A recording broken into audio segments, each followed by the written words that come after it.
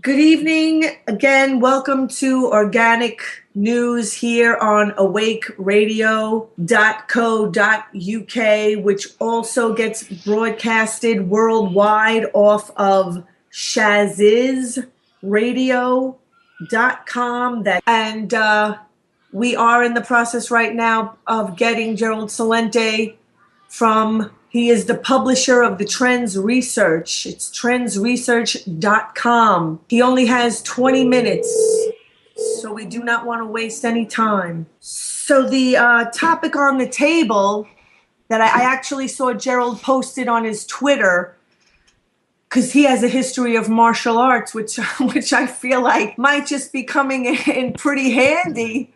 Oh, hi, it's Catherine Waters. How are you? Hello, Catherine. How are you?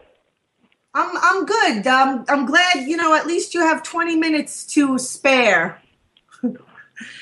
for to share, your views. I saw on your Twitter that you had posted, right, because one of the questions that I had sent to Zeke, I saw that you have a history of martial arts, and I've always been big into fitness, which, I was kind of just in the process of making a joke as you were coming on that martial arts might be coming in pretty handy pretty soon with what's going on these days.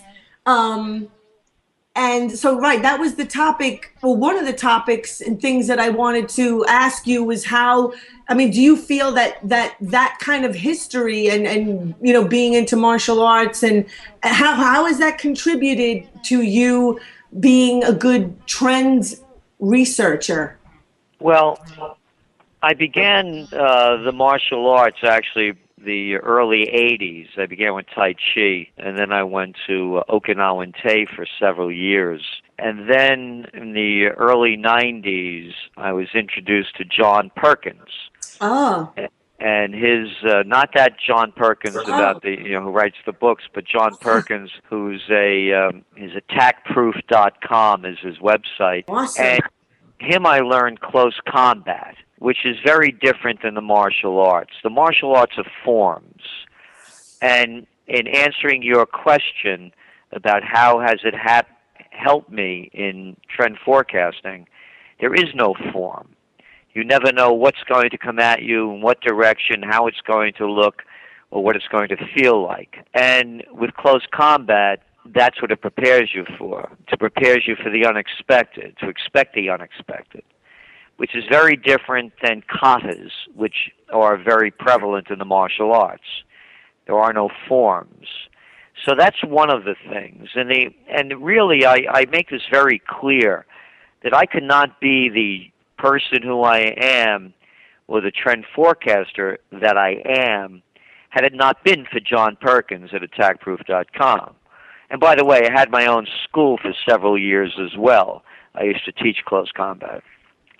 And I say that because I say what I say, I believe in what I believe, I don't tell anybody what to do, I'm respectful of everyone, but if somebody pushes me, I'll punch them.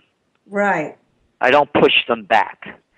So what the close combat gave me, and as you well know, I've been on virtually every TV and radio show in the country, and many of them around the world, whether it's Oprah, CNN, the Today Show, Good Morning America, O'Reilly, you name it, I've been there.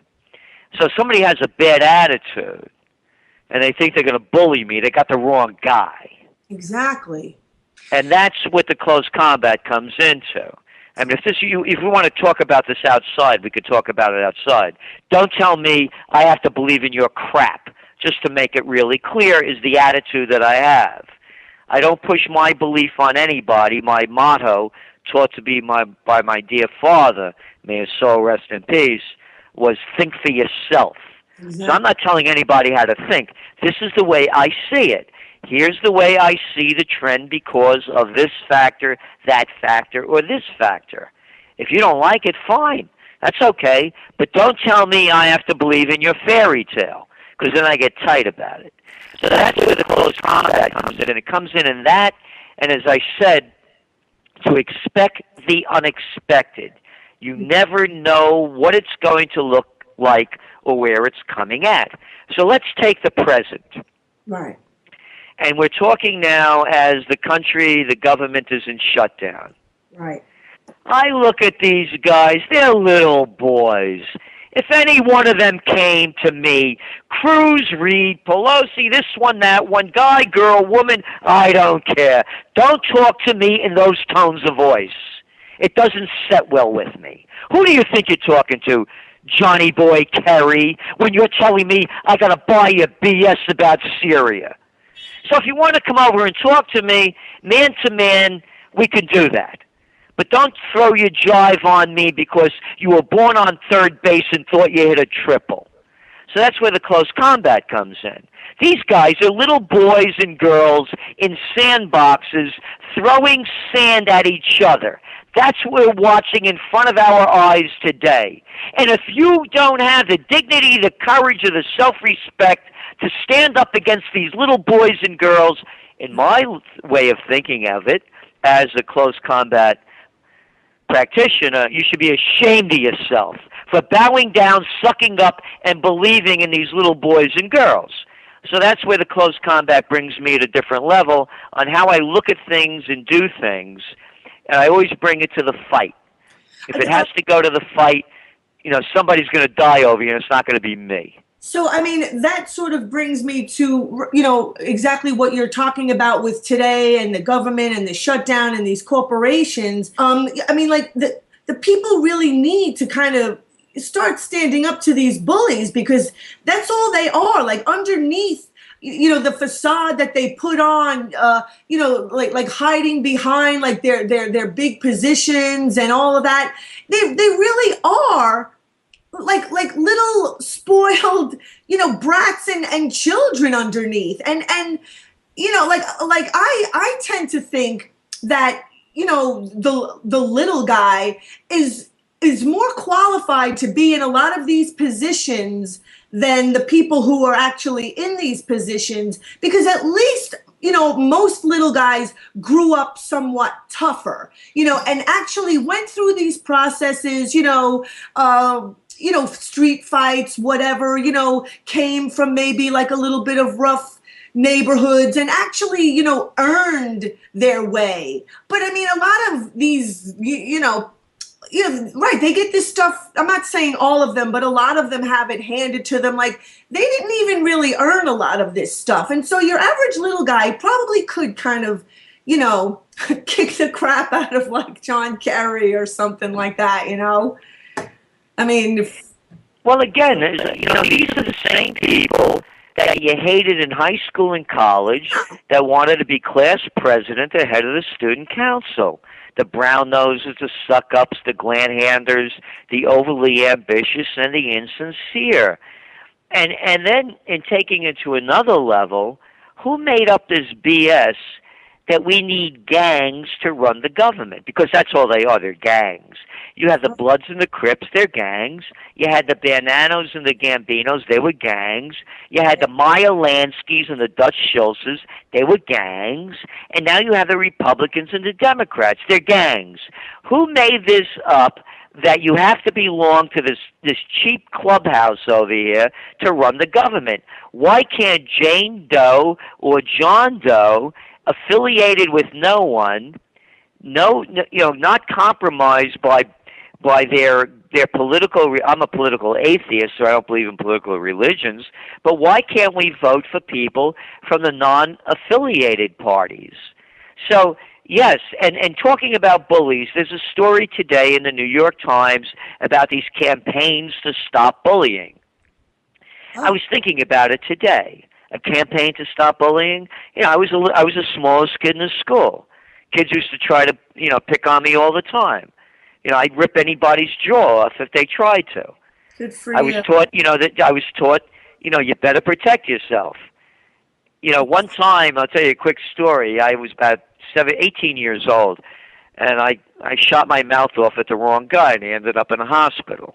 Wow. This is going way back, and this is, in the 60s. And, I woke up, I was semi-conscious, and the policeman standing next to me, and he said, "What's your parents' telephone number?" I gave it to him. The guy's talking to my father, and he said, "Your father wants to talk to you." I said to my father, gets on the phone. He said, "What happened?" I start telling him what happened. And my father said to me, "You got yourself into this. You get yourself out. I'm busy. I have things to do." I was a wise guy. I got my brains bashed out because I deserved it. Right. And I learned from that, and that was the last time I got beaten up. So now I'm watching all of these things, going on, the bullies. How about standing up and fighting for yourself? Oh, no, what are you going to have, Harry Reid protect you? You're going to have Nancy Pelosi or Feinstein? Oh, what are you going to have, Teddy Cruz? Oh, what are you going to have, Obama? Who's going to protect you? Oh, some psychopath that just got out from Iraq that was torturing people in Abu Ghraib, that they made a policeman. Oh, he's going to protect you? You better protect yourself. You better stand up for yourself. And this country is not going to change until people find their own courage, their own dignity, and their own self-respect. Right, and your dad did not come and bail you out of that situation. Oh, no. So why should, we only have 7 more minutes left, so I want to utilize the time as wisely as I possibly can. What really kind of drew me to you the first time, I think it was on Alex Jones or something, and you were calling Wall Street and these power hungry people, and you were just telling it like it was and calling them junkies and addicts. And I started dancing around my apartment. I was just like, yeah, because I've never, I was always a fitness person. That's why I kind of wanted to get a little bit of your martial arts background. I was more of just I did a lot of, I came from a broken home. So I reached out to weight training and run, jogging, and fitness really it helped me a lot and saved my life a lot. I attribute it to. And so, but I was always into, health on all levels, like fitness, but also, psychological, right. Martial arts is also a lot of spiritual, things like that, and meditation and stuff. And so, when you started talking about addicts, we're getting underneath the economy. You have to go underneath to the level of health that these people, they truly, are junkies, like you said, and they need an intervention. And people really do. We have to strip away this, this system. It needs to be stripped away, and we have to get to the bare, what's underneath it all. And, people need to find their instincts, just like, you were just saying, and stand up to the bully and, start taking some kind of martial arts or self-defense classes, which I'm even kind of feeling like I do a lot of yoga, meditating and things like that. But I always wanted to do a martial arts, and I never did. And I really feel like that's exactly. The people need some leverage. You got to start getting some leverage. Well, again, this is not it, and I agree with you. By the way, it's all of it. It's physical, emotional, and spiritual. I begin my day with meditation. I meditate for a minimum of a half hour every day before I start my day, and I work out in my own way every day. And I try to eat healthy every day. I would explain my diet as the olive oil, garlic, and tomato diet. By the way, I also have an honorary doctorate in complementary medicine from the National University of Health Sciences for the work I've done over the years. The first book I worked on back in the early '80s was Natural Healing. So I have a deep understanding of this, and by the way, also coined the term clean food. Back in the early '90s, New York Times had a big story about it. So it was, I've been on this curve, but again, it's not. It's more than the martial art. The martial art, when you take it to the concept of what it is, it's forms. There are no forms. There are no forms of life. You know that expression, think outside the box? Right. You got to be ready for everything. No, no, that's the point. Oh, There is no box. right. Even if you think you use the term think outside the box, you've already put yourself in a box. There is no box. There's nothing. It's all open space. And that's what that, and the other thing that John Perkins from attackproof.com taught me, I was just telling some people today about ego. And they went to see something on Broadway about Lady Day, Billie Holiday. And they were so disappointed in it because the performer, she didn't sound anything like Billie Holiday. I mean, Billie Holiday's great. And she was doing her own trip on it and doing her own interpretation. Well, if you're going to do an interpretation of somebody, do the interpretation of them. Don't call it or else call it my version of Billie Holiday. And I said to him, it's about the ego. And what Perkins taught me, and he teaches, is that the only time your ego comes into play is when your life depends upon it. Otherwise, get over the trip. And most people can't. Their ego gets in the way all the time. And you see it in music. You see it in a lot of things. You see it with the people discussing political issues or economic issues. Their ego gets in the way. So at close combat, it's very different. There is no ego. Your ego is only there to defend yourself in a matter of life and death.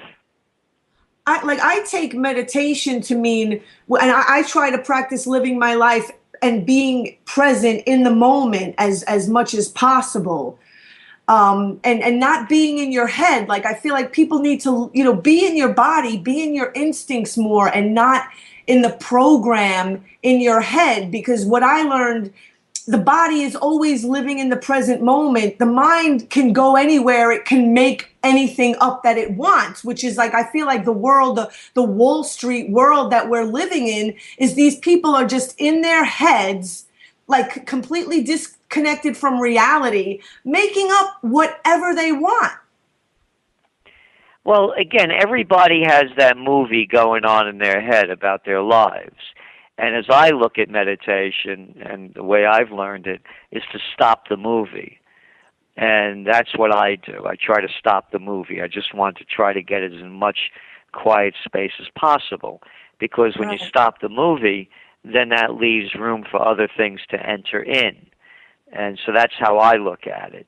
And that's in my meditation, I just want, I read all day, I study all day. I just don't want to keep living this stuff, so I try to quiet my mind down. But again, to me, it all can change. Look, there are a lot of positive things going on. A new poll just came out. Only 10% of the people believe in the efficacy of Congress. That's great.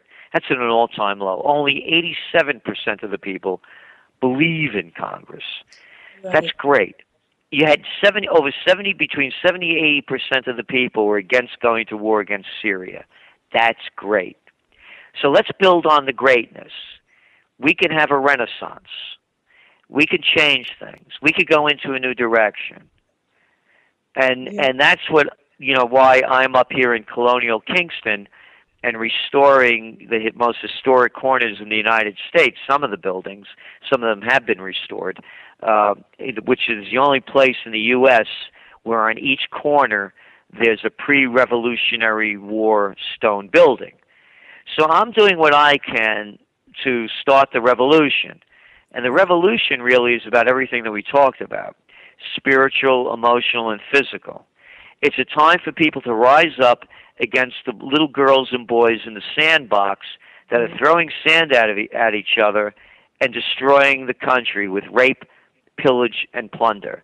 They take you to war, they rob your money, they take your house, they enslave you as an indentured servant by going to college and putting you into debt that you'll never get out of, and they also, and on and on and on.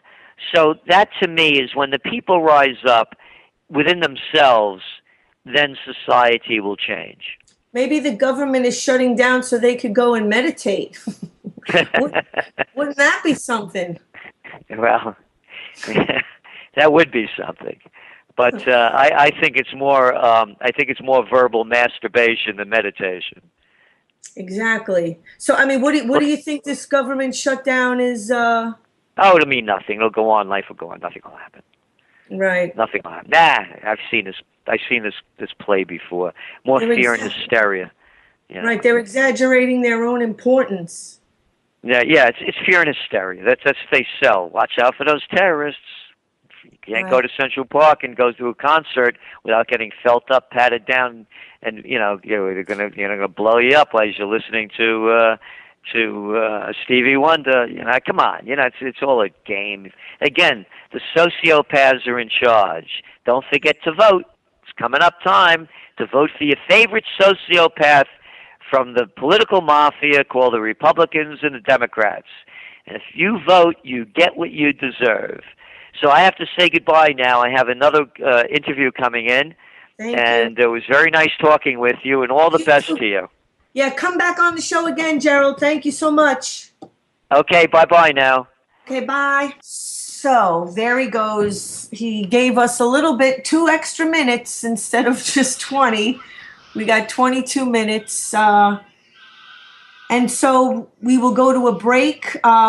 After the break, I was planning on playing the other co-author of the book, Dollarocracy. This is going back Monday before last at the Judson Memorial Church here in New York City that has a lot of good events. So this is John Nichols. We had Robert McChesney, who was the other co-author. He was on last week. And so John Nichols, who was the other co-author of that book, I have about a half an hour of his talk from the Judson Memorial that I would like to let play after the upcoming break. So we are live after the break. Thank you again to Gerald Celente from the Trends Research. He's the publisher of the TrendsJournal, TrendsJournal.com, up there in Kingston, New York. Hope to have him on again. That would be, he's pretty concise. It's not rocket science. That's sort of, when you really realize how simple and basic and, kindergarten, what's that book? Everything I Need to Know I Learned in Kindergarten. So next I wanted to play John Nichols, who is also co-authored the book Dollarocracy. I thought he gave a pretty inspiring talk at the Judson Memorial about 2 weeks ago. And so here is John Nichols. Okay, so I just wanted to pause that video just for something actually. First of all, I don't think the sound quality is coming over as, I hope you guys can hear it okay, but something actually came up. So we are going to give TJ Fralls, he's actually been on the show before. He's going to be live down in Times Square, kind of covering the whole government shutdown. I'm just going to give Paula his number. And he's going to cover, he's doing something down there at Times Square for the government shutdown. He's representing Universal Truth Machine.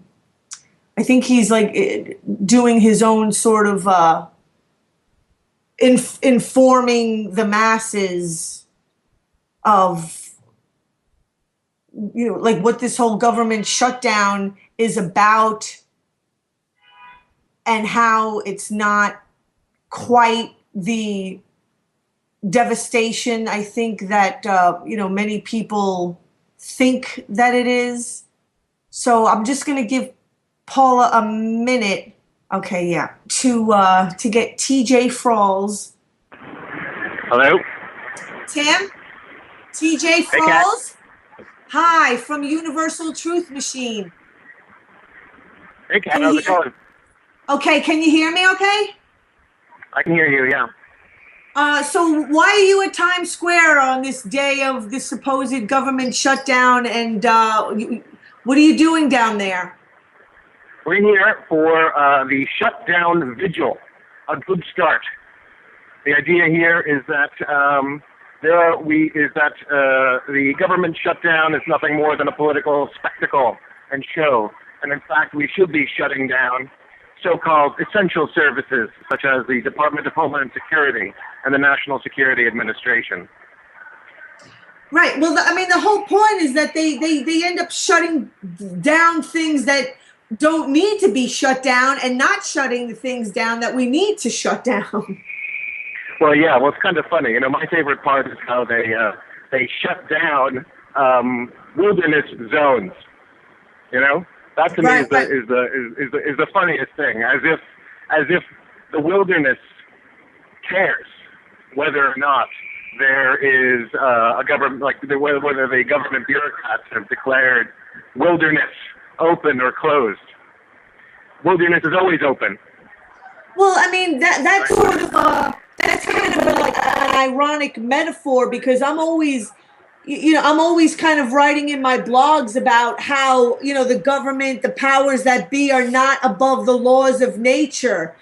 And to think that they have the power to close national parks or the wilderness. It's a total and complete farce. As if you can't still go into the wilderness when if the quote unquote government is shut down. That to me is absurdity, and it just shows how ridiculous the whole spectacle is. But in reality, we should be shutting down significant portions of the government, beginning, in my estimation, with agencies such as the Department of Homeland Security and the abusive programs inside the national security, the NSA, all of the various agencies that are devoted to farces such as the war on drugs, like the DEA, and so on. These are things that should, in fact, actually be shut down. And it could save us a ton of money, and we will be better off for it. Well, I was reading, I think it was on a RT TV page, that those are the things that they don't shut down. They're the ones deciding what is important and needs to be shut down. Again, not the people don't get to decide it. And so the TSA, they deem as, this necessary entity that they need to keep, in effect. Yeah, well, and Congress believes themselves to be, they're still getting paid today as well. All of the lawmakers who have quote unquote shut down the government, they're still getting their paychecks, right? They are part of the so-called essential services, or whatever they're calling them. Right. I mean, last night, right, we had that email feed going, which, was a lot of people were contributing. I'm just going to read a little piece. Of course, I'm going to not say who wrote it, but, because someone that was in the email feed was concerned about their mom, not getting her Social Security checks and Medicare. But I think I actually read someplace also that was going to continue. Medicare and Social Security checks were going to continue. Yeah, I'm pretty sure those are probably considered under the header of. I guess those probably do not fall under the so-called non-essential services. Along with the Pentagon and the Department of Homeland Security and the TSA Security Theater, the DEA's farcical war on drugs, and so on. Right. And so, I just had Gerald Celente on, and he pretty much said exactly the same thing, that it's a show. Yeah. This whole thing, he's lived through, probably more government shutdowns than you have, or even than I have. I mean, I've actually, I looked through the history of government shutdowns in the past, and to tell you the truth, I mean, I didn't notice anything like when the government was shutting down. It didn't seem to like, put a blimp on my radar screen one way or another. So, like, a lot of people just don't care. Probably a lot of people don't even know that it's happening. And then the more absurd part is the whole like hysterical, corporate media, and they're playing their stupid games about, who's to blame for this? Oh, the parties are pointing fingers, blah blah blah, thing, right? And they want to say, oh, the Democrats are like the Republicans. The Republicans are like, oh, it's all the Democrats' fault. The real problem is the party system itself. The two-party system is the problem. They are not part of the solution. They are part of the problem. Right? Exactly. To me, yeah. Sorry, go ahead. Go Go finish. No, you go ahead. Well, right. Are they ever going to look at themselves? Are they ever going to look at themselves and say that, own some of the responsibility and say, oh yes, I've done this wrong, I've made that mistake? I mean, are they ever going to do that? I mean, we all know what it's like to be in a relationship with someone that will never take responsibility for their part in things. I mean, that is not, everyone has experiences like that in one, form or another with someone in their lives. And of course, the higher up the totem pole you get, the less likely you are to have people acknowledge that they did anything wrong. When you're in the, have positions of power, I mean, you're never going to admit that you make any kind of mistakes. So, it's kind of hysterical, really, to have, the people with the chocolate all over their faces denying that they ate the cake, Yeah. Well, and to add to that, we could also point out that it's time that voters in the United States start taking responsibility for the fact that they continue. Who are these people who continue to vote for Republicans and Democrats? What are those people? This is like a lunatic minority in this country who still continue to vote for these vultures and vampires in the Democratic and Republican parties. It's time for those people to stand up and take responsibility for their actions and, like you said, get out of that abusive relationship with the parties. They're talking about, oh, this is like they're likening one another to hostage taking and suicide bombing, but really it's voters who are in this absurd relationship with the parties that they just keep going back for more. It's like they can't get enough. Right. So that's exactly like, what we have to start, zeroing everything down to is just looking at it. You're in an abusive relationship. The bottom line is I know it's really noisy there. The people are kind of a captive audience. These scenarios go on in homes, like abusive, domestic violence situations. Anytime someone feels like they have somebody in a captive situation and have complete and utter power over that person, whether it be children or spouses or whatever, or employees or, the people of a country, of course they're going to completely take advantage. There's no reason for them not to when they can completely do it and get away with it. So that's why the only way, we have to, I believe that we have to help the weak and the ones that get easily preyed upon, the poor, But the thing that's really sad though is the people need to see that they're being abused and they have to want the help, because too many times, the victims are protecting and standing up for the abusers. Well, that's exactly how the two-party system works, right? It's right? It's instead of actually confronting the real systemic and structural problems with the political process, which is actually undermining constitutional government in this country, and arguably leading to, basically from one constitutional crisis to the next. The parties play, basically, they have their own version of good cop, bad cop.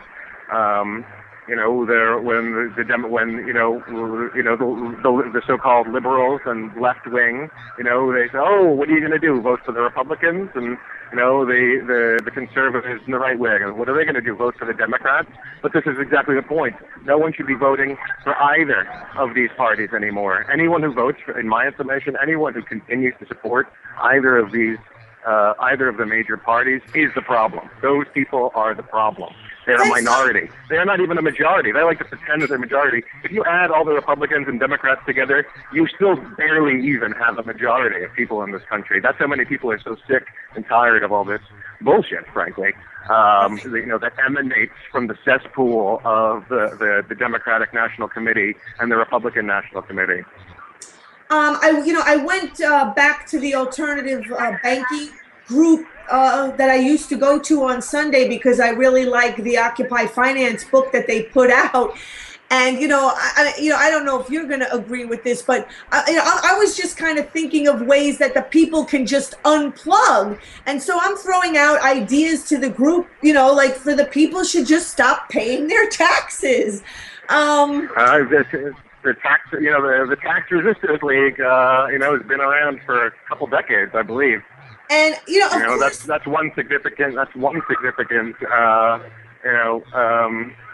form of resistance.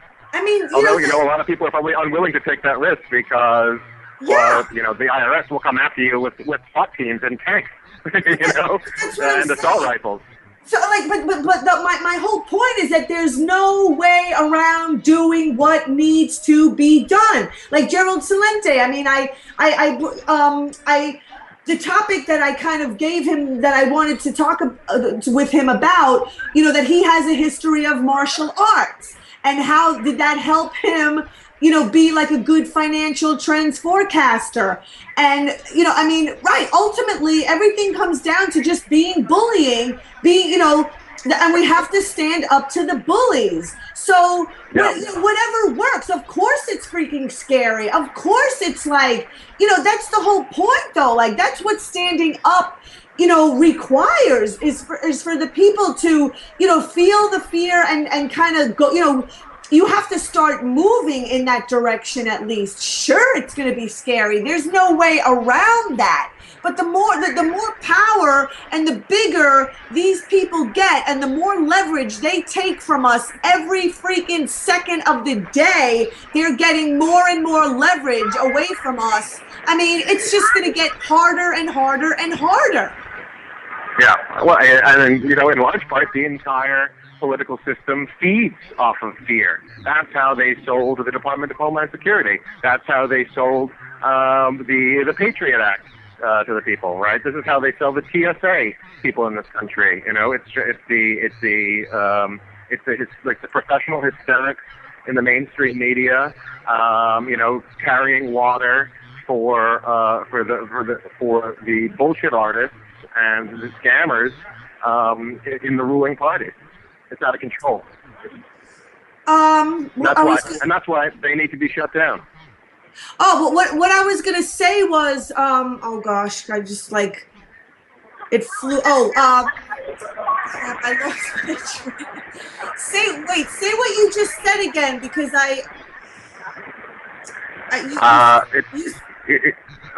what? Sorry, say again. I'm sorry. It's getting loud here. The last part of what you just said, it's time to shut them down. It's time to shut them down, right? Like the entire system is based on fear, right? And feeding fear, and that's how they sold us. That's how they sell us. That's how they continue to erode the Constitution. That's how they continue to erode basic rights and civil liberties in this country. Right. By slowly chiseling away with their ideology, with their fear-based ideologies and their hysterics. Okay, I'm sorry. I got my train of thought back. Okay. So people so the people are afraid anyway, but their fear is going in the wrong direction. Like we're being taught to be afraid of the boogeyman in some other country, when if that fear was actually applied to the people that we really need to be afraid of, which is right here at home, like. I mean, fear, okay, like, it comes in handy, but as long as it's being diverted to the completely wrong direction, I mean, then the people really don't stand a chance if they're fighting the wrong enemy or being afraid of the wrong, entity. I mean, I don't even think there's anything to be I don't think we should even be talking about we should be saying we should be afraid of the Democratic and Republican parties, because they are, they are weak. There's barely 50% of the people in this country identify as either Democrat or Republican. They're lucky if a third of people, 1 out of 3 people identify with either of them. People basically refuse to vote in this country. Probably the majority of elections is probably voter turnout hovers below 30%. That is not any kind of support for the Democratic and Republican parties in this country, but they have rigged the system to keep themselves in power. So I don't really think there's anything to actually be afraid of, except for I think people might just be afraid of the fact that maybe there's nothing to be afraid of. I think that for a lot of people, that's what I think the Democrats and Republicans themselves are often afraid of. The fact that they are not what they puff themselves up to be. Right. So to speak. So then, okay, like what would you say to your average person who is afraid that if they don't pay their taxes, the IRS is going to come and arrest them or put them in jail or something? I mean, I think that's actually a reasonable fear. They should probably, you probably should be afraid that the IRS is going to ruin your life and perhaps come after you with a SWAT team and murder your pets. I think that's actually fairly rational fear, or reasonable at least, given the militarization of police in this country. But the people who craft the policies that allow those things to happen, such as the Democrats and Republicans, the lawmakers, the people who are writing the regulations and the statutes, those are the people who are not to be feared. They are, I think they're fundamentally weak, and I think that they could be, their whole house of cards can be easily collapsed. All that's going to be required is for people to stop supporting them. It's literally that simple, and a majority of people, I think, already have. So that's a really excellent point. I would really kind of like to just maybe not just kind of skim over it so quickly, because again, that is a point that I try to stress over and over again, is that it really is not the 1% who are the ones that you need to be afraid of. It's the people. I mean, Hitler was not the one to put all the Jews in the concentration camps. The people did it. There were certainly a lot of Nazis doing it. That is indeed true.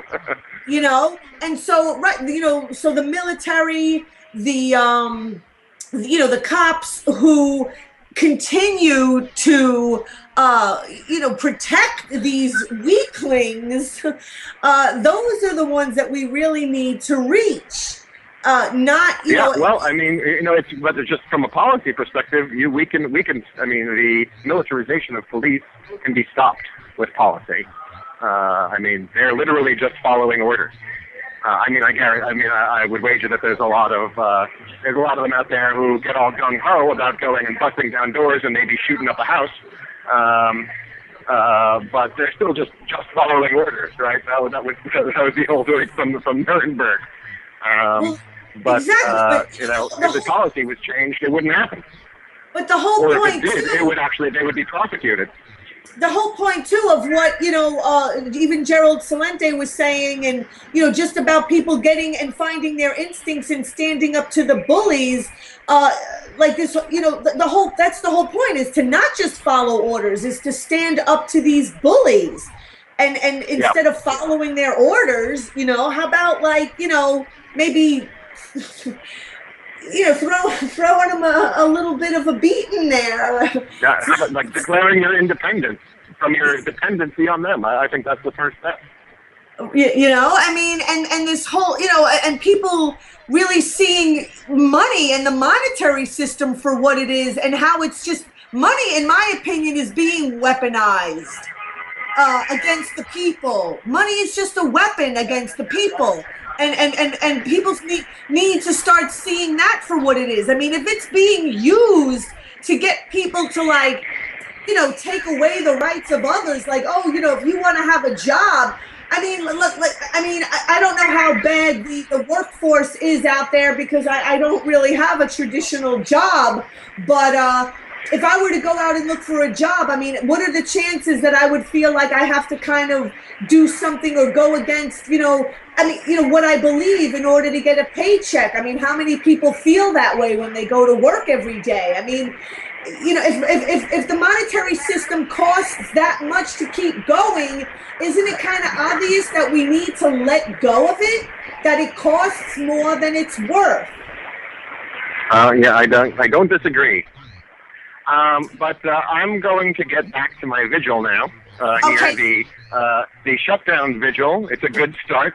Now we need to start shutting down DHS and NSA and DEA and all the whole alphabet soup of agencies that are turning this country into a lawless cesspool. Exactly. Okay, TJ Frolls of, what was the Universal Truth Machine. Universal Truth Machine. Okay, thank you, TJ. Bye. Bye. Okay, before we go to the next guest, which is Nicholas Levis, who goes to the alternative banking group of Occupy Wall Street, and the really wonderfully put together Occupy Finance book that was given to me at the second anniversary of Occupy, and the very well-informed people who worked in finance their whole lives, that are a part of that group and have been diligently working for, I think it's 2 years. There's also a Frontline PBS special that a couple of members of the group have been on. Maybe I could try to find that information and say it so that people can look it up on the PBS web page. And I just wanted to quickly, I have this communication and recovery, this little booklet that I have laying around, because it's from a Codependence Anonymous meetings I used to attend in the 90s for quite a long time. I've been it was always so obvious to me, we need to focus on communication. Communication skills are very important. And I found this little booklet, and I mean, just right here, it says, what is healthy communication?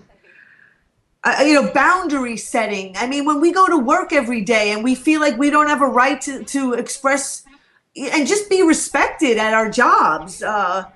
Healthy communication is clear, concise, and honest. To improve our communication, we first need to know our hearts and minds clearly. Codependents continually need to ask, what do I think, feel, and need? I'm reading this because I feel that we've become codependent in our country. Money, the monetary system, what we need to do to have a paycheck is costing more and more of ourselves, of our self, our self-dignity, our self-worth. it goes on to say, once we answer these crucial questions, we can empower ourselves to express our feelings openly and honestly without being controlled by our fear of the reactions of others. I mean, it's important to practice, techniques like this, setting boundaries, which, I mean, who teaches people that? Some people have the good fortune of growing up perhaps like Gerald Celente, whose father was, teaching him to stand up and protect himself. I mean, not a lot of people have that. They don't, many do. But then again, when a lot of people go to work, some of that stuff kind of tends to go out the window, and we're taught that, you need that paycheck, you need that money, and so everything else gets put on the back burner, and that is the wrong direction to be going in. So I'll just read the next paragraph that reads, what causes codependent communication? Codependent communication is caused by one primary force, fear, and the need to control it. Fear is the great repressor of the human spirit and the hidden culprit behind many of our damaging beliefs about others and ourselves. Fear masquerades as truth and holds us in a false belief that we are unworthy and others' reactions will destroy us. I mean, that is so powerful, and it's so basic. It goes on, it reads into other things, but I'm just going to skip and then read. The following suggestions may help us develop healthier communication patterns. Listen carefully to our own thoughts and feeling. Point number 2, sometimes delay our immediate responses to questions or comments to give ourselves time to think and feel. That's really important and the reason why I always talk about meditation and paying attention to your breath, because that, just doing that simple thing is like pumping the brake pedal in your car that can actually help to stay in the present moment and not be overwhelmed by our own fears, our own emotions, and getting triggered. The third point reads, monitor ourselves for weasel words as we speak. The next point, prepare for difficult conversations ahead of time, yet be open for spontaneity. Good one. Next point, use Codependence Anonymous or personal affirmations when we're feeling the codependent crazies. That's open to, that's not so clear. The next point, note self-effacing language such as I just, I guess, I think, and I only, which I'm definitely guilty of. Next point, know that if we change our minds about previous decisions, we can verbalize our current thoughts if we need to. Next, practice using different response words and expressions. For example, are we always fine? Watch for bargaining patterns. For example, I can't today, but I'll try tomorrow, when we know that tomorrow won't be any better either. Speak slowly, firmly, and clearly when drawing boundaries.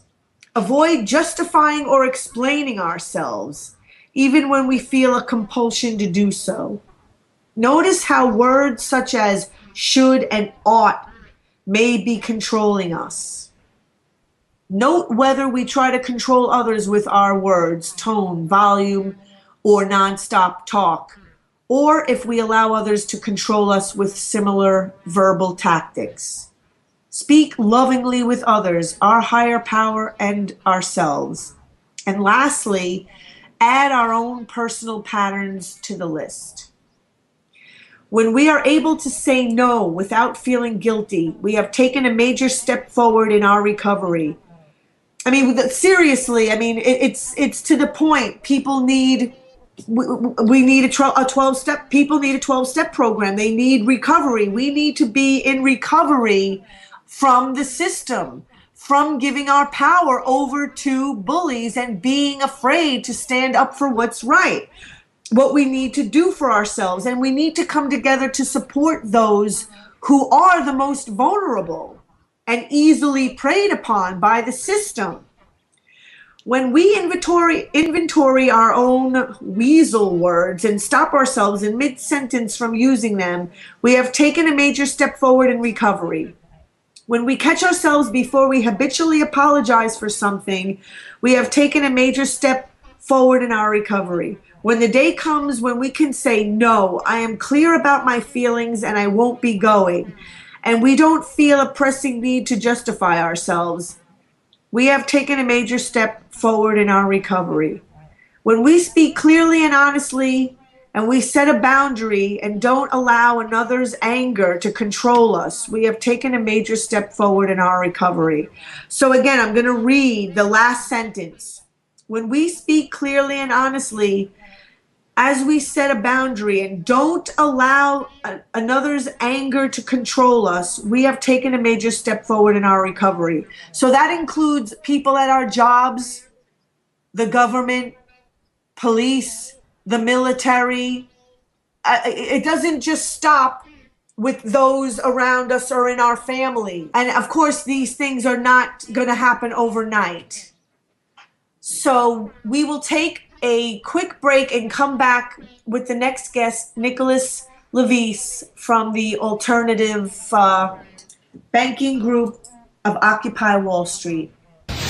Okay, we are back. We have Nicholas Levis from the Alternative Banking Group of Occupy Wall Street on the line with us on Skype. So welcome to awakeradio.co.uk, which also gets broadcast over shazizradio.com. So Nicholas, let me ask you, when did you start going to the Alternative Banking Group and why? Hi, Catherine. Hi. First of all, it's great to be here. Thanks for having me on. Alternative banking, I started going last summer of 2012. But alternative banking is one of the original Occupy Wall Street working groups that started back during the occupation of Zuccotti Park and has been meeting weekly, every week, even Christmas and New Year's, ever since. And it's really kept up the pure wine of Occupy, let's say. And originally, it was a much larger group that has split into three different ones by function. Alternative banking, despite the name, is more the criticism of banking as it exists. Then there's Occupy the SEC, which has been writing complaints to the SEC and commentaries on regulations, sometimes 300 pages, astonishing work, and they've gotten a lot of press for it as well. And then there is the Occupy Banking Group, as it's called, who were originally going to start a non-exploitative bank, but have, as a first stage, launched a prepaid debit card called the Occupy Card, the Occupy Debit Card, which is in the New York Times today, I believe, or was in the New York Times yesterday. So all three of these groups have gotten a lot of press. And if you'd like, I can tell you what alternative banking has been doing the last 2 years. So there's actually an Occupy debit card? That is correct. I am not the person to really speak to about this. That would be Karn Ross, who is a UK diplomat, or former UK diplomat, I should say, who spoke out against the Iraq War. And I can send you a link at the end of this of him speaking and explaining the concept. The idea is a debit card that directly helps Occupy causes on the one hand with the proceeds, that isn't making a profit, that is a cooperative, and that is not having all these exploitative charges. But again, if you want a future guest, Karn Ross would be a great one, I think. Yeah, definitely send me the link. Please do that. Okay, All right. so And I hope you can get it out to your viewers, to yeah. your listeners. I mean, like with that, I will just say that on Facebook, if people want to find me, I'm just Cat CAT Waters WATTERS, and my YouTube channel is April, the month that I was born, and Waters WATTERS, and Fantastic. Can we be friends? yeah, please. I have All so right. many. All right. I can't wait to friend you right after this. I have so many videos from the beginning of Occupy, all the protests. I mean, I have a lot of really good interviews, and I mean, I'm not as good yet as Luke Radowski of We Are Change, but I'm getting there. Anyway, I've been reading the Occupy Finance book ever since I got it, and I really love it. Actually, I scribbled in it. That's what, when I'm really into a book, that's what I do. I write, I underline, I make tons and tons of notes, and I'm almost like right now. I mean, I want to read from it, but it's the whole thing is like really good. I'm trying to actually decide what we can focus on, and I think chapter 5 is a good place to go. If would you agree that the Dirty Dozen legal outrages? Maybe we could read from there, or at least a couple of these total outrageous, rigged things that enable the too big to fails to continue to get bigger and fail more miserably.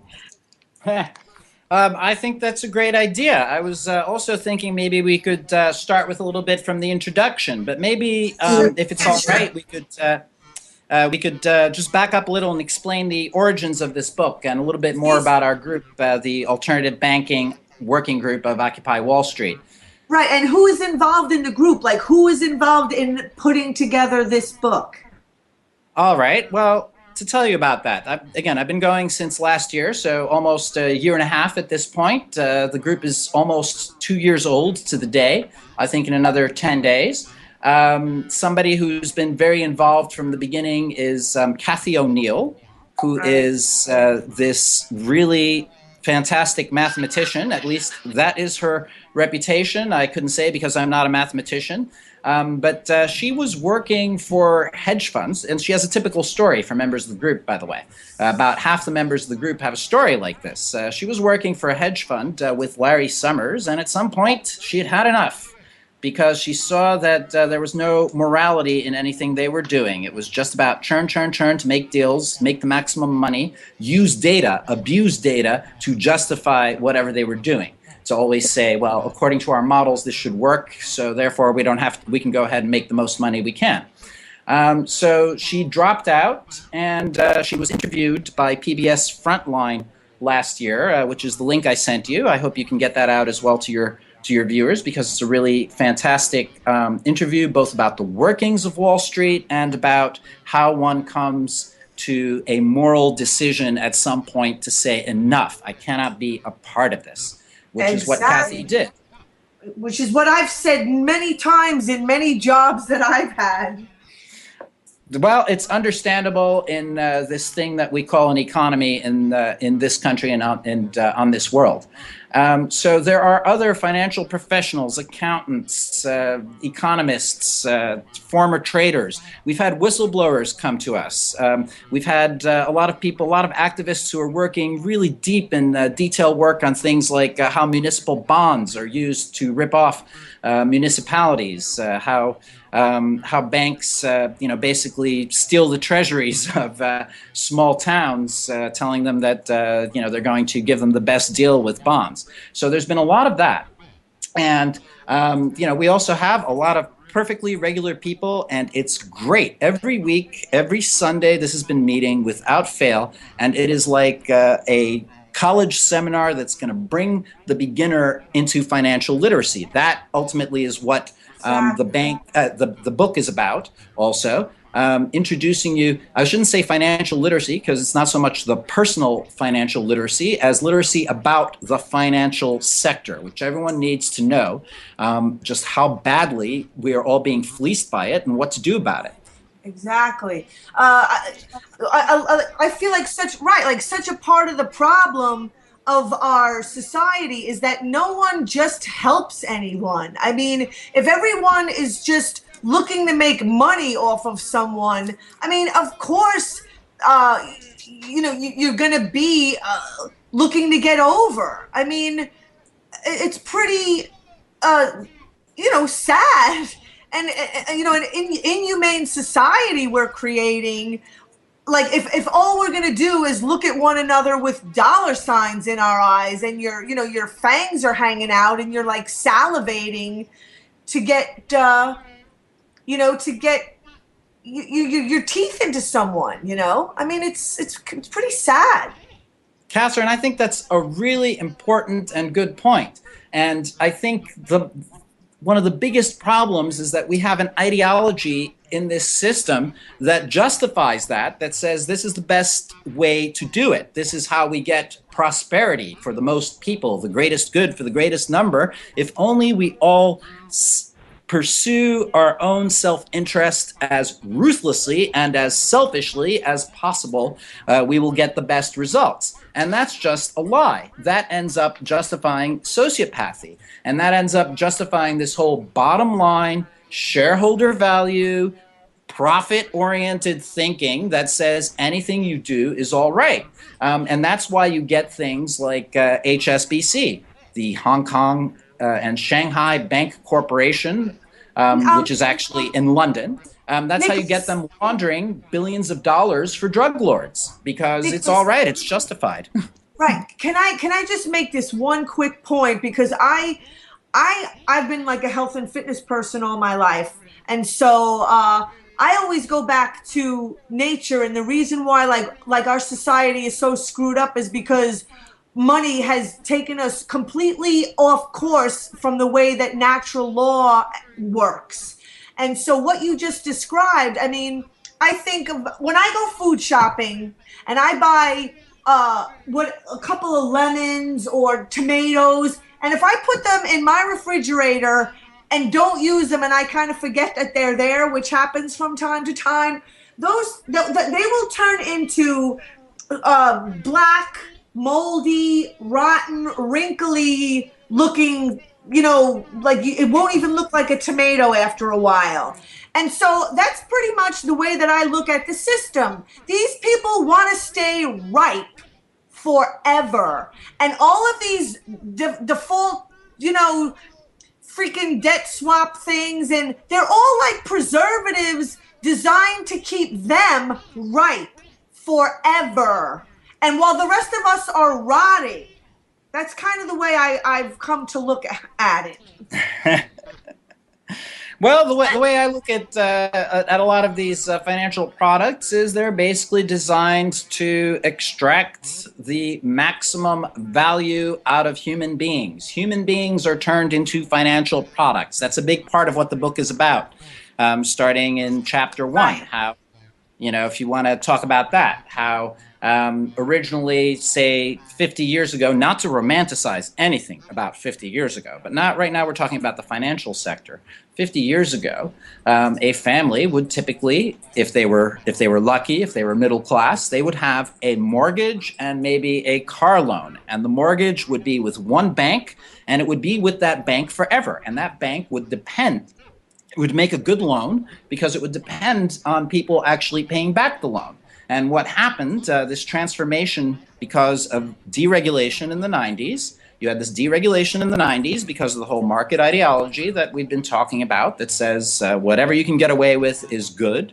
And as a result, that mortgage turned into a product that the local bank or the local lender is now selling to a bigger bank. And the bigger bank packages it into a security. And therefore, they have no incentive, and they sell the security to somebody else, to an investor. And therefore, there's no incentive to care about what kind of loans they're making. They need to make as many loans as possible just to grow because it becomes very competitive. So that's how you got this whole mortgage-backed securities scam that ended up blowing up the world economy. That's what we're still dealing with 5 years later, since 2008. But they're trying as much as possible to blame that instead on the people, to say they shouldn't have borrowed. Well, those loans shouldn't have been offered to a lot of those people in the first place. That's the problem. The whole point is that the people are coming to them for their knowledge and their assistance. If the people knew this stuff, they wouldn't need the bank. So essentially, then the bank is pretty much admitting, that they're criminals and you shouldn't have trusted us because we're not really here to help you. So therefore, it's your fault that you got screwed. Goldman Sachs people have said as much. They've said, our job is not to give the best possible advice. It's to sell products. And if we sell products and make a profit, our obligation is to the shareholders and not to the patsies who walk in the door. I think you're highlighting, again, something very important. Another example is the ratings agencies. The ratings agencies, all this junk that the banks were packaging, they would give it the best possible rating. They don't admit that, but that's what I'm saying. I mean, they hide.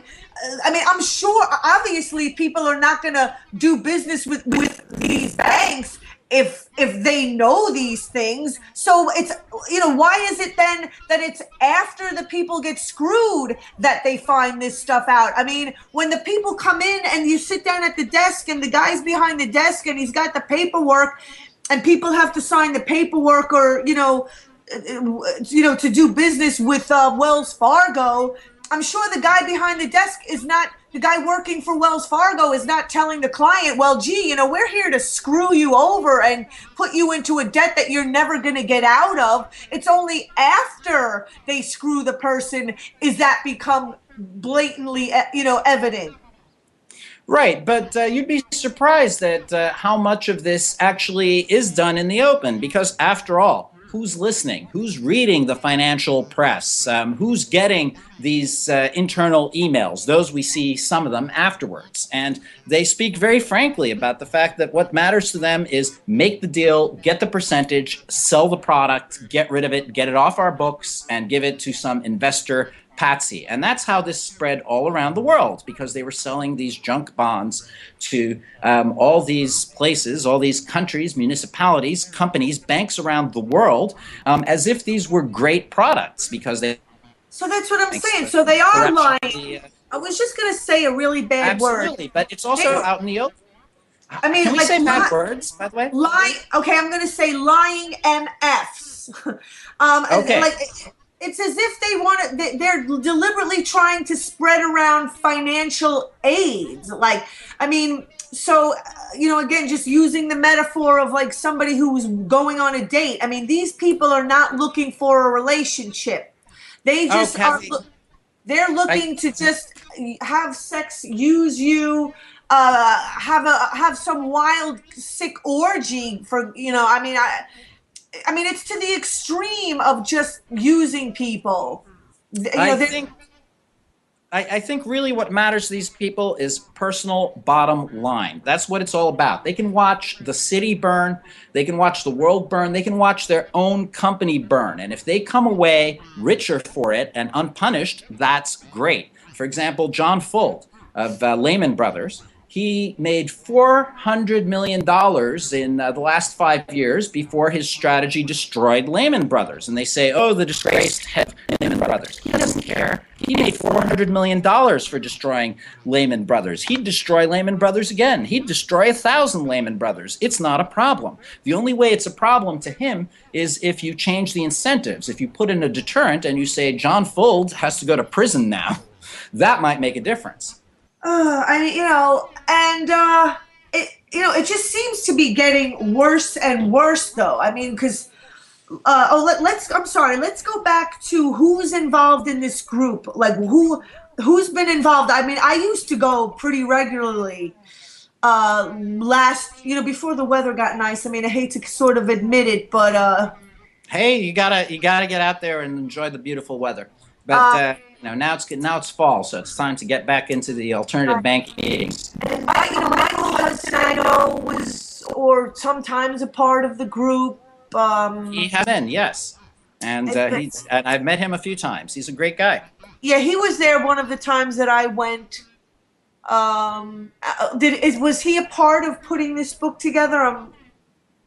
No, not this book. This book arose through the people who came most regularly to the weekly meetings, which again are every Sunday without fail at 3 o'clock. As a matter of fact, there's usually a pre-meeting at 2 o'clock. So you should look at our site on altbanking.net, altbanking.net, altbanking.net, and you can get on the mailing list and hear about the meetings, which are open to everybody. They happen at Columbia University. You'll get exact directions, and usually from 3 o'clock to 5 o'clock, but also often with a pre-meeting. In the pre-meeting, some expert will speak on one given subject at length and introduce you to it. During the regular meeting, we might end up talking about everything. We decide at the beginning of the meeting. It doesn't take too long to decide, by the way. This is not a very occupy-heavy meeting with a lot of twinkle fingers and such.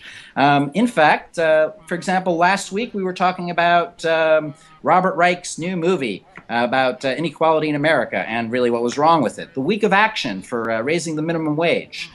J.P. Morgan, all the discussed in the wake of the whale deal and how they all got off at the executive level. The Detroit pensions crisis. So that's an example. And you learn about all these things. I mean, these things, there will always be somebody who really knows how to present it well. We're talking economists and teachers. We're talking really smart people are there. And, it's going to be a great conversation no matter what. And then from week to week to week, we come up with ideas for projects to do. For example, we've been doing a series of protests at HSBC because of the money laundering. I have... and the book came out of it as well. I have the interview. I watched that interview, the first interview with Everett Stern, when he came out about HSBC. It's apparently old news to a lot of people. I mean, it's pretty sad and depressing when it's public knowledge that HSBC is money laundering and supporting drug cartels. Am I saying it right? Yes, I think you are saying it right. Can we take a minute to get into the history of it a little bit? Yeah, I mean, and no one is doing anything, and they pretended they did something. They what? The authorities pretended that they did something last year. If we could just, if it's all right, to break it down a little bit and go back into the history for a minute. Sure. On HSBC. Well, HSBC, first of all, was founded in Hong Kong in 1846, I believe, or 7, after the First Opium War. In the Opium War, Britain went to war against China to force China to consume opium because the Chinese empire was trying to ban opium. Now, I'm not for the war on drugs, but I'm also not for some empire coming into my country and saying what the laws are going to be, because the British were involved in the opium trade. So HSBC was then the bank that they founded in Hong Kong to benefit from the opium trade. So they've been laundering drug money from the beginning. That is why they exist in the first place, because of the Opium War. So if we fast forward to the 2000s, it kept coming out all over the place and all the time in Senate testimonies, in newspaper reports and investigations that they were laundering billions of dollars for the Mexican and the Colombian cartels. After the crisis, finally, they were forced to make an admission by the Justice Department. This was in December 2012. They were forced to sign a settlement by the Justice Department in which they made an admission that they had been laundering drug money and also laundering money for terrorists, but I don't want to get into whatever that story may have been. The main thing here for me is they were laundering money for the Colombian and the Mexican drug cartels. And they had to make this admission, and they had to pay $2 billion. That was the settlement that was imposed on HSBC in December 2012, but with a caveat. they get off. They don't have to admit who was involved. Okay, so you've got master criminals. That is what this is, a criminal organization. You've got master criminals running this bank, HSBC. That's nothing against the people who work for HSBC. This is nothing against the tellers or the middle management or the cleaning lady at HSBC. This is a problem at the executive level of HSBC. You've got major criminals. They are the beneficiaries of the drug war, of the drug money laundering, and they get away with it. That's the thing. And when they get away with it, they have no incentive not to keep doing it. So even after this settlement, which, by the way, $2 billion, it sounds like a lot, but HSBC makes $2 billion in 6 weeks. 6 weeks of 2012 profits are $2 billion for HSBC. So they're just paying an institutional penalty and no personal penalty. So they have no incentive not to do it again. And this Everett, he came to the alternative banking group because he had tried to take his story to the press, to the authorities. Nobody wanted to hear his story. He was working at HSBC as an auditor. Yeah. As an auditor, and he says they're still doing it. Of course they're still doing it. Why shouldn't they do it? Because they already received the reward. Why shouldn't they do it? I mean, they'll pay the $2 billion because they make the money personally anyway. It's the personal incentive system that's so much at the center of this. As long as these guys are making these huge bonuses and never get punished for any crime they commit, that says crime pays. Do it. Do it. Exactly. I mean, and these fines that they get, it's like, give me a break. That's just another deal that they're making. That's right. It's an institutional fine. You know, if I am the one who made the decision to launder the drug money and I got a bonus from the deals in the end, at the end of the year, you know, I made several $1 million because I did these deals that were actually drug money laundering. And then the government comes and they've discovered us, but they don't punish me. They just say, the bank's got to pay $2 billion. It's a nice little payday for the government, $2 billion, but it's absolutely meaningless to the people who've made these decisions because they're still going back to in their helicopters to their very large houses. Okay, and as long as that's the case, as long as they are living high on the hog off these deals, they don't care. They won't care if HSBC some of them won't care if HSBC goes bankrupt tomorrow. They really won't care as long as they come off it with having made tens of millions of dollars. Why should these people at the top care about it? So that incentive system has to change. It has to stop being that like every deal you make, you get a bonus for it. Okay, so some of the things then that the alternative banking meeting is trying to address would be, I mean, like in what I read from the book, the Volcker rule that pretty much got mangled by, like, this is what I just don't understand. Like, President Obama actually sounded like he did something good by giving the job to, sorry, I forget the guy, his first name, Volcker. Volcker just came up with the idea for the Volcker rule. Maybe we need to go back to start with Glass-Steagall briefly. Right. In the 1930s, after the giant Wall Street crash, biggest Wall Street crash until that time in 1929, and the Great Depression followed, there was a strong banking reform under the New Deal. In 1934, we had something called the Glass-Steagall Act. And the Glass-Steagall Act worked like this. It said, if you are a commercial bank, you cannot speculate you cannot engage in speculative investments on Wall Street with the money of your depositors. Okay, it put up a firewall. It said commercial banks are one thing, insurance companies are another thing, and investment banks like Goldman Sachs are a third thing.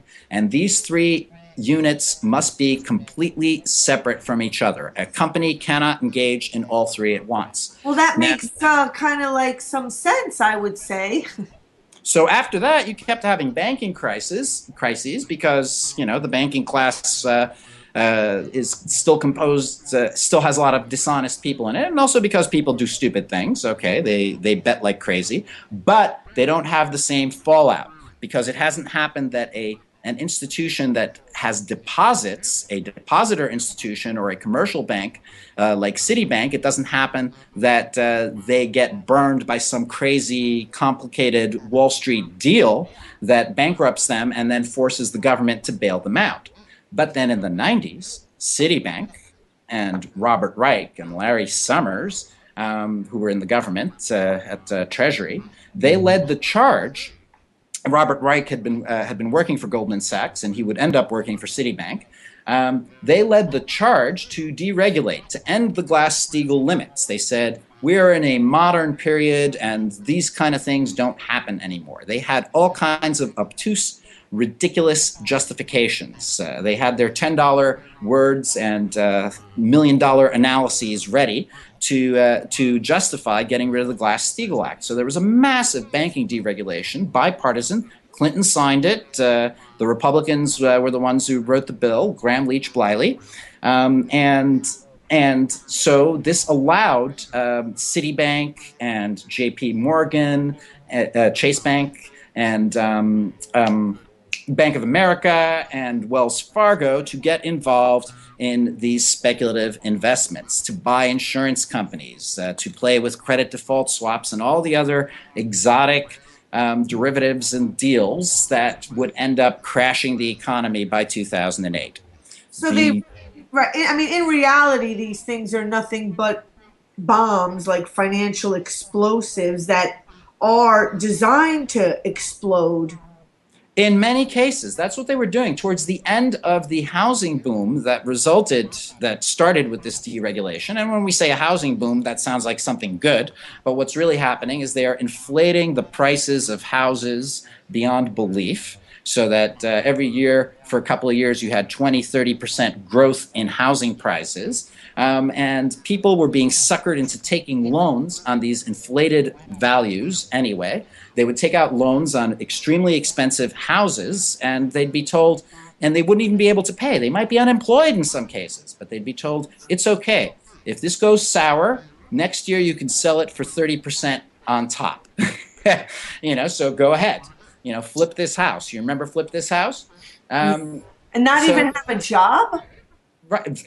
In some cases, they had these so-called ninja loans, no income, no assets, and the thing is, a lot of people want to blame the people who took the loans. But the fact is, if in 1999 I was employed and had no assets and tried to get a loan for a $400,000 house, nobody would give it to me. But then in 2005 and 2006, they would give it to me because they were trying to give it to everybody. They didn't care. They didn't care that I would default. They didn't care that thousands of other people would default. Well, that's what I mean. They were going to sell these. They were going to sell these to suckers in the end. Right. So they are taking advantage then of people's like vulnerable positions, act like, they're coming in to help when all they're really doing is, screwing people.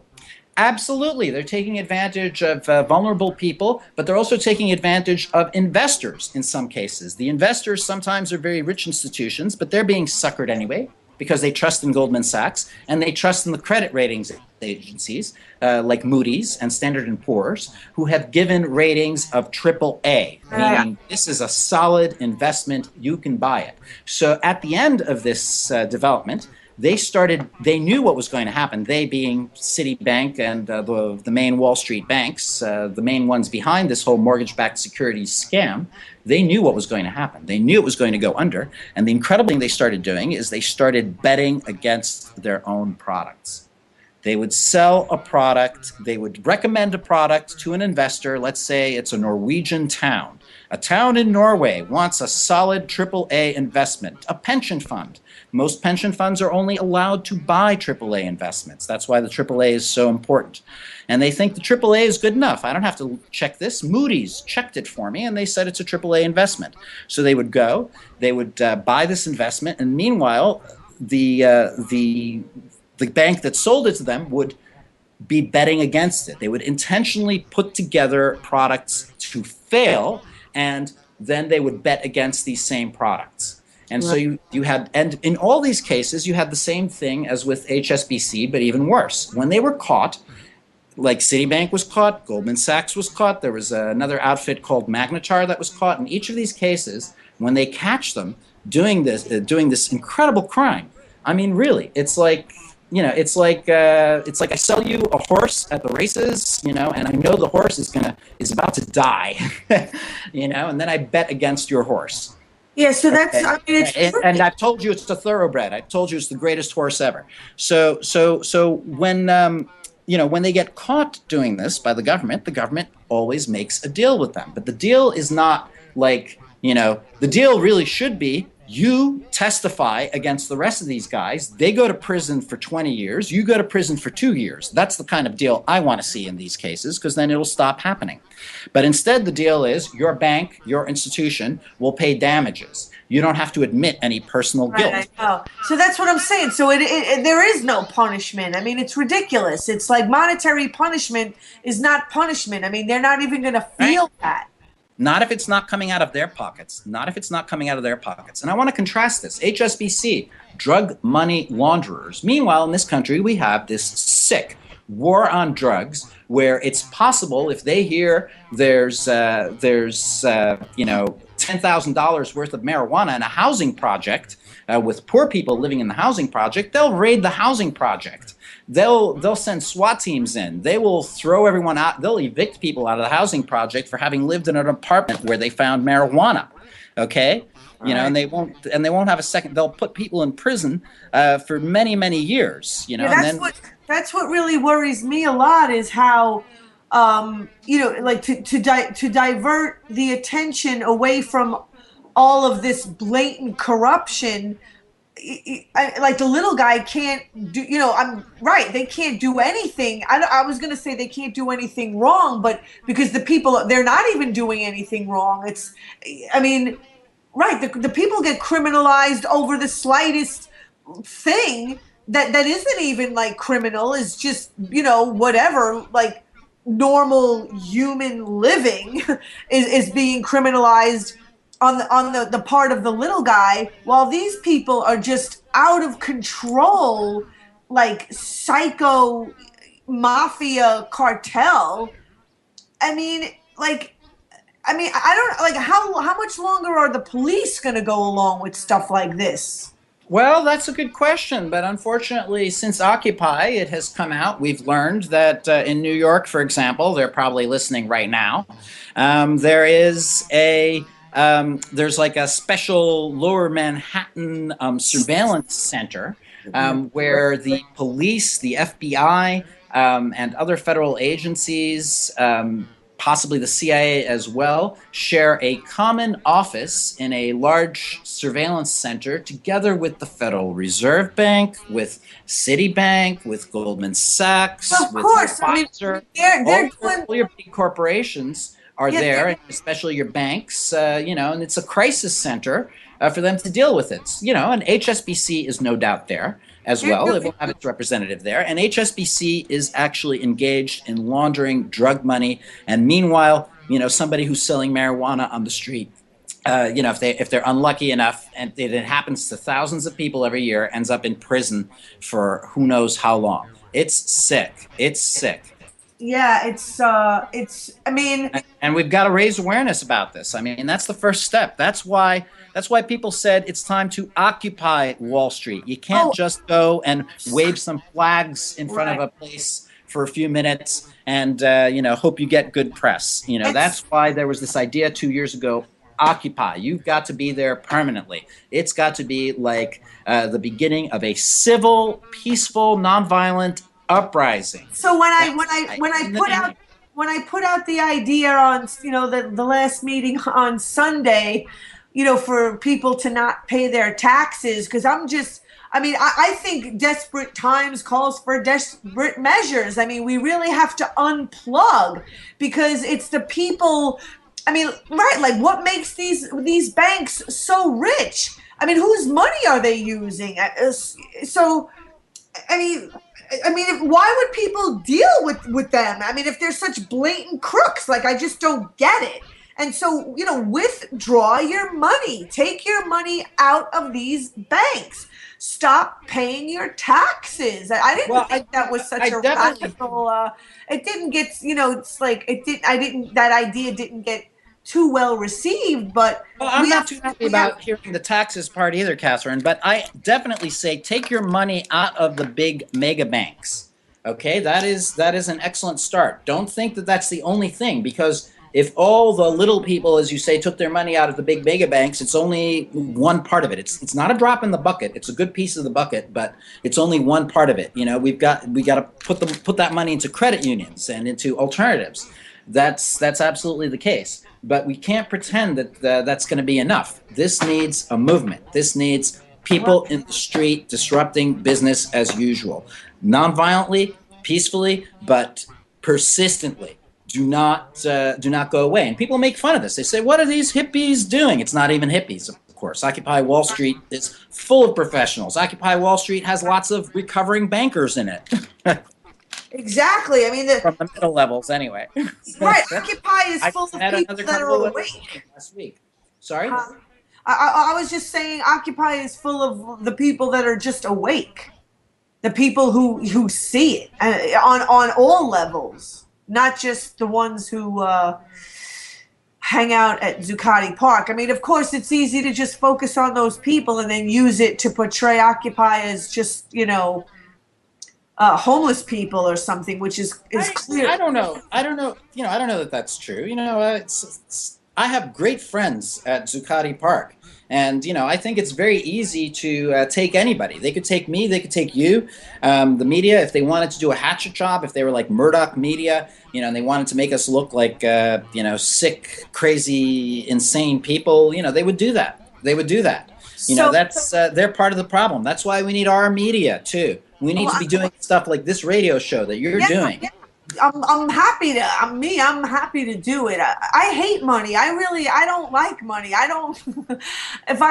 Send me some of yours, maybe. I just because we're pretty much running out of time. Before you got on, I had Gerald Celente on for about 20 minutes, and we're just putting everything in basic terminology. I memean, it's all about standing up to the bullies. I mean, you have to, the people have to start standing up to the bullies, or else, I mean, that's it. They're going to get more and more leverage, take away more and more of your rights, not just make the people pay with your money, but make you pay even more with your dignity, your self-respect, and every other thing they're going to get you to give up, to keep. Absolutely, Catherine. We all got to join some group. One possibility is Alternative Banking Working Group. Go to altbanking.net and find out more. Get in touch and come to our meetings on Sundays. And it's right. It's the NYC, New York City, NYC GA for General Assembly .net, nycga.net to find the alternative banking meeting. And you guys meet every Sunday from 3 to 5 at Columbia University. Actually, the right place to go is altbanking.net. Okay. altbanking.net. nycga.net, alternative banking. There you will find a blog that has been running for a couple of years, and also quite a few entries by myself, if I say so. Okay. Thank you so much, Nicholas. Thank you, Catherine. It's been great talking to you. Let's get out there and get that Occupy Finance book into more people's hands. We give them away for free, by the way. Right. Okay. Enjoy your night. We'll have you back on again. Thanks. Okay. Bye-bye. Great. Good night. Good night. Tuesday. Stand up for yourself. Support the vulnerable. Thank you for listening.